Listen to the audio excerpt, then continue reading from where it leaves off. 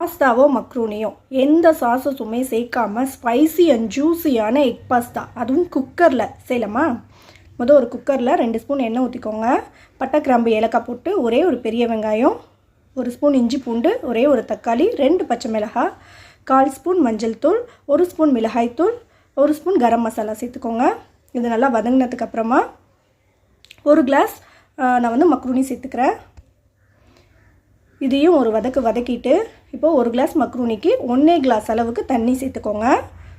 தண்ணி சேர்த்துட்டு 1/2 ஸ்பூன் உப்பு சேர்த்துக்கோங்க. இப்போது இதில் ஒரு முட்டையை உடச்சி ஊற்றி நல்லா கலக்கி விட்டுடுங்க.